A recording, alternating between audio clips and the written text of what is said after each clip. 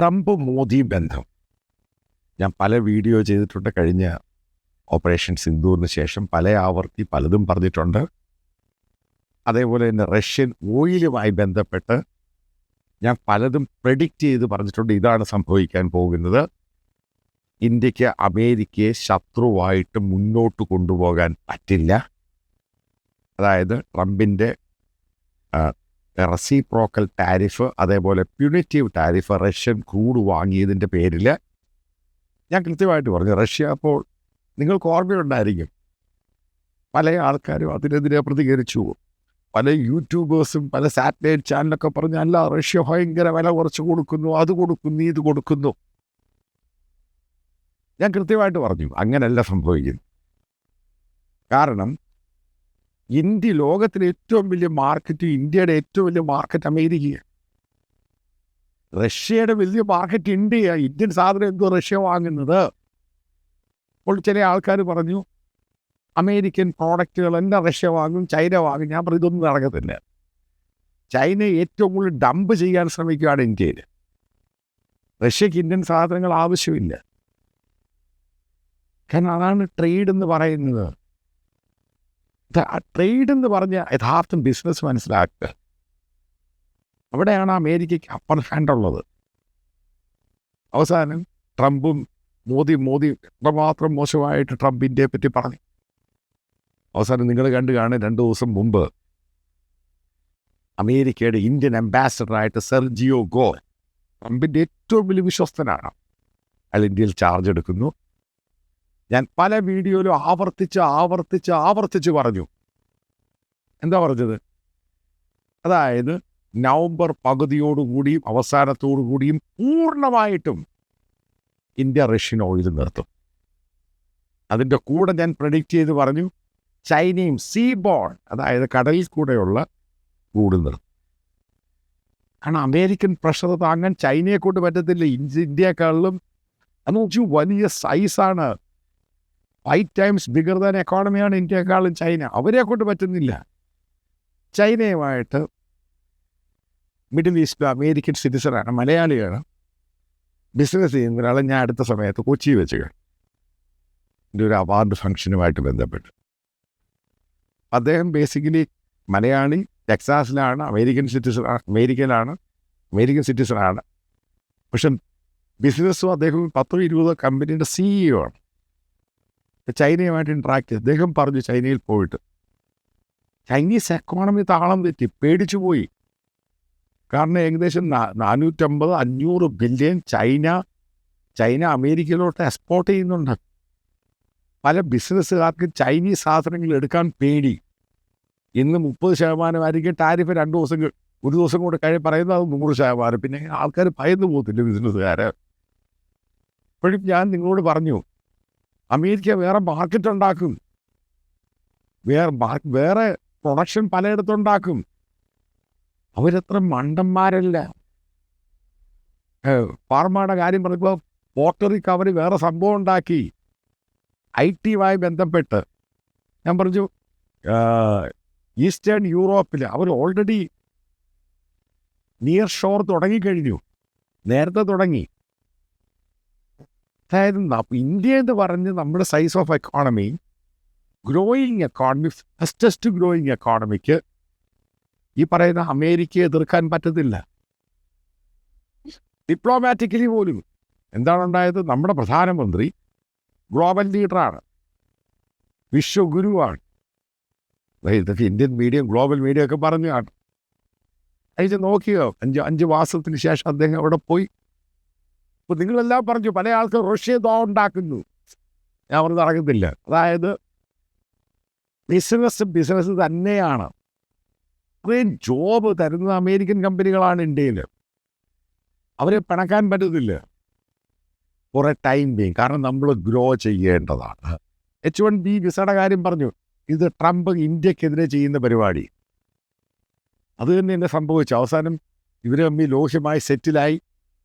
അതായത് ഏകദേശം ഡിസംബറോടുകൂടി ഇന്ത്യക്കെതിരെയുള്ള ടാരിഫ് പൂർണ്ണമായിട്ടും മാറി. ഏകദേശം 10-15% മാത്രമേ നിൽക്കുകയുള്ളൂ.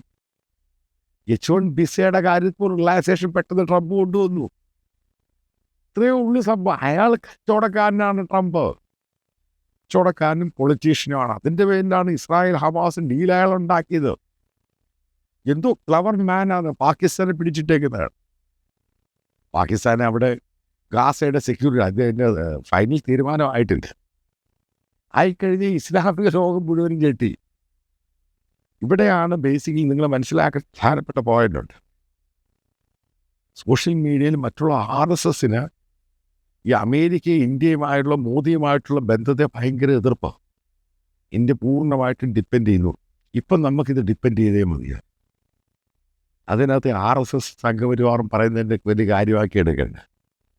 കാരണം നമ്മൾ വളരുന്ന സ്റ്റേജാണ്. കാരണം നമ്മളൊരു വളർച്ച എത്തിയ ശേഷം മാത്രമേ നമുക്ക് റിജക്ഷനും പരിപാടിയൊക്കെ പറ്റത്തുള്ളൂ. ഇന്നത്തെ പത്രം എടുത്തു നോക്ക്. എക്കണോമിക് ടൈംസ് പറയുന്നത് ഏകദേശം 45,000 കോടിയാണ് ഗവൺമെൻറ് ഓഫ് ഇന്ത്യ ഇന്ത്യൻ എക്സ്പോർട്ടേഴ്സിന്. കാരണം കഴിഞ്ഞ 3 മാസം കൊണ്ട് ഇത് ഭയങ്കരമായിട്ട് പ്രശ്നമായി പോയി. അതായത് അവർക്ക് പണം കൊടുക്കാൻ പോവുക പെട്ടുപോയി. 13-14% ഇന്ത്യൻ എക്സ്പോർട്ട് കഴിഞ്ഞ 3 മാസം കൊണ്ട് താഴെ പോയി. ക്രിസ്മസ് സീസണാണ് അമേരിക്കയിൽ. ഏറ്റവും കൂടുതൽ മാർക്കറ്റ് ഓപ്പൺ ചെയ്യുന്ന സമയമാണ്. വലിയ സെയിൽസ് നടക്കുന്ന സമയമാണ്. കാരണം ആ ഒരു മാർക്കറ്റ് ക്യാപ്ചർ ചെയ്തേ മതിയാവത്തുള്ളൂ. ഇതാണ് ഞാൻ മനസ്സിലാക്കുക. ക്രിസ്മസിന് ഇത് പോയാൽ പോലും അതിൻ്റെ തയ്യാറെടുപ്പ് നേരത്തെ തുടങ്ങും. ഇൻ ബിറ്റ്വീൻ പെട്ടെന്നുണ്ടായ ഈ സംഭവം, ഡിപ്ലോമാറ്റിക് ഇഷ്യൂസ്, ഗ്ലോബൽ ഇഷ്യൂസ്, ക്രൂഡിൻ്റെ ഇഷ്യൂ, ആ ഇഷ്യൂ, H1B വിസ, അതേപോലെ ഇന്ത്യൻ സ്റ്റുഡൻസിനെ അവിടെ യൂണിവേഴ്സിറ്റി കൊടുക്കത്തില്ല. ഇതൊക്കെ മനസ്സിലാക്കുക. ട്രംപ് എന്ന് പറഞ്ഞാൽ അയാളെ മനസ്സിലാക്കുക ആദ്യം. അയാൾ ഇന്ന് പറഞ്ഞാൽ നാളെ പറയാൻ. അയാൾ പെട്ടെന്ന് H1B വിസയുടെ കാര്യം പറഞ്ഞാൽ അമേരിക്കയ്ക്ക് ടാലൻറ്റ് വേണം. ഇപ്പം ഇത്രയും നാളത് പറഞ്ഞു എന്തുവരും അയാൾ മാറ്റി പറയും. മോദിയെ വിരട്ടുക, ഇന്ത്യയെ വിരട്ടുക മാത്രമായിരുന്നു അയാളുടെ ഉദ്ദേശ ലക്ഷ്യം. അയാളതിന് സക്സീഡായി. അവിടെയാണ് ഇന്ത്യ ഈ പറയുന്ന ക്രൂഡ് നിർത്തി, അതേപോലെ ടാരിഫുമായി ബന്ധപ്പെട്ട് മുന്നോട്ട് പോകുന്നു. പല കാര്യങ്ങളിലും ഇന്ത്യ അമേരിക്കയുടെ പഴയ ഇഷ്യൂസ് മുഴുവനും മാറ്റി. നിങ്ങൾ ശ്രദ്ധിച്ചോണം, ഇന്ത്യൻ ന്യൂസ് ചാനലുകളിൽ കഴിഞ്ഞ 1.5 മാസമായിട്ട് അമേരിക്കയിൽ നിന്നുള്ള എക്സ്പേർട്ടുകളെ വിളിച്ചിരുത്തി ട്രംപിനെ തെറി പറയുന്നത് അതും നിർത്തി. ഇത് ഗവൺമെൻറ് ഇടപെട്ട് പല ചാനൽ ആൾക്കാരോടും പറഞ്ഞത് വേണ്ട, ഇനിയും ട്രംപിനെ പിണക്കി കഴിഞ്ഞാൽ പ്രശ്നമാണ്. അതുകൊണ്ട് ബേസിക്കലി ആസ് എ ജേർണലിസ്റ്റ് ഈ ചൈന എല്ലായിടത്തും പെനട്രേറ്റ് ചെയ്തേക്കുകയാണ്, അമേരിക്കയിൽ ഉൾപ്പെടെ. അമേരിക്കയിൽ അവിടെ ആൾക്കാരെ കൊണ്ടിരുത്തി ആ പാർട്ടിക്കാരെ ഈ പാർട്ടിക്കാരെയും പിടിച്ചിരുത്തിയിട്ട് ഇന്ത്യൻ ചാനലിൽ ട്രംപിനെതിരെ പറയുക. ഇതാണ് അവരുടെ ലക്ഷ്യം. കാരണം ഇന്ത്യയിലെ മുഴുവനും ട്രംപിനെതിരെ, അമേരിക്കയ്ക്കെതിരെ, ഇന്ത്യ അമേരിക്ക അടിയുണ്ടായാൽ അതിൻ്റെ പ്രയോജനം കിട്ടുന്ന ചൈനയ്ക്ക്. ഓപ്പറേഷൻ സിന്ദൂർ സമയത്ത് നമ്മൾ കണ്ടതാണ്. ദാരുണമായ സംഭവം. ചൈന എന്ന് പറയുന്ന ആ രാജ്യം പാകിസ്ഥാനെ കൊണ്ട് അവർ ടെസ്റ്റും പരിപാടികളൊക്കെ ഇന്ത്യക്കെതിരെ ചെയ്യിപ്പിച്ചു. അതിനുശേഷം വീണ്ടും നമ്മൾ ഡിപ്ലോമാറ്റിക് ഫെയിലിയർ. പെട്ടെന്ന് ചൈനയിൽ പോയതൊരു പ്രശ്നമൊന്നുമില്ല. SCO സമ്മിറ്റിലും പോയത് പ്രശ്നമില്ല. പെട്ടെന്ന് ആരാണ് അഡ്വൈസ് ചെയ്യുന്നത്? പെട്ടെന്ന് പോയി ചൈനീസ് പ്രസിഡന്റിനെ കാണുന്നു, കെട്ടിപ്പിടിക്കുന്നു, പുട്ടിനെ കാണുന്നു, കെട്ടിപ്പിടിക്കുന്നു. നിങ്ങളല്ലെങ്കിൽ ഇവരുണ്ട്. ഇതോടുകൂടി യൂറോപ്യൻ രാജ്യങ്ങൾ, കാരണം റഷ്യ ഉക്രൈൻ വാറുകൾ മനസ്സിലാക്കുക. പുട്ടിനിപ്പം ഇന്ത്യയിലോട്ട് വരികയാണ്. ഉറപ്പായിട്ടും അമേരിക്കയോട് ചോദിച്ചിട്ട് യൂറോപ്യൻ രാജ്യങ്ങളുടെ ഒക്കെ ചോദിച്ച് ഡിപ്ലോമാറ്റിക്കലി മേടിച്ച ശേഷം മാത്രമേ ഇന്ത്യയിലോട്ട് പുട്ടിനെ കയറ്റാൻ പറ്റത്തുള്ളൂ. അതിനു മുമ്പ് വാർ നിൽക്കണം. ഇപ്പോൾ ഡിസംബറിൽ വാർ നിൽക്കുമെന്നാണ് പറയുന്നത്. ഇപ്പോൾ ഇന്ത്യ അമേരിക്ക ഇഷ്യൂവിൻ്റെ സമയത്തും പറഞ്ഞു ഏകദേശം നവംബർ കഴിയുന്നതോടുകൂടി ഡിസംബറോടുകൂടി ടാരിഫിൻ്റെ ഇഷ്യൂവും തീരും, അതേപോലെ ക്രൂഡിൻ്റെ ഇഷ്യൂ പൂർണ്ണമായിട്ടും തീരും, ഇന്ത്യ തിരിച്ചു വരും. ഞാൻ അറിയാൻ സാധിച്ചത് ഇപ്പോൾ ഈ പറയുന്ന റിപ്പബ്ലിക്കൻ പാർട്ടിയുടെ പല ലീഡേഴ്സും അതേപോലെ തന്നെ ചില ഇന്ത്യൻ ഒഫീഷ്യൽസും സംസാരിച്ച് കഴിഞ്ഞപ്പോൾ ഇപ്പോൾ വീണ്ടും ചലനം വെച്ചു. അമേരിക്കയിലുള്ള ഇൻവെസ്റ്റേഴ്സ് ഇന്ത്യയിലോട്ട് വരാൻ തുടങ്ങി. അമേരിക്ക വിചാരിച്ച് നിങ്ങൾ മനസ്സിലാക്കണം, അവർക്ക് യൂറോപ്യൻ രാജ്യങ്ങളെ തടയാൻ പറ്റും, അവർക്ക് മിഡിൽ ഈസ്റ്റ് രാജ്യങ്ങളെ തടയാൻ പറ്റും. ഇന്ത്യയും അമേരിക്കയും തമ്മിലുള്ള ഒറ്റ പ്രശ്നത്തിൻ്റെ പേരിലാണ് സൗദി അറേബ്യ പോയി പാകിസ്ഥാന് കൈ കൊടുക്കുന്നത്. അവർ തമ്മിൽ കോടായി. അതൊരിക്കലും ഇന്ത്യക്ക് ഗുണമല്ല. ഞാൻ വീണ്ടും ആവർത്തിക്കുന്നു. കാരണം ഇന്ത്യയും മിഡിൽ ഈസ്റ്റ് രാജ്യങ്ങളും മോദി ഉണ്ടാക്കിയൊരു ബന്ധമുണ്ട്, വലിയ ബന്ധമാണ് അത്. ആ ബന്ധം തകരരുത്. അപ്പം അതിൻ്റെ അച്ചുതണ്ട എന്ന് പറയുന്ന അമേരിക്കയാണ്. കാരണം ഈ രാജ്യങ്ങൾ, ഈ യൂറോപ്യൻ രാജ്യങ്ങളുടെ കാര്യം പറയാം.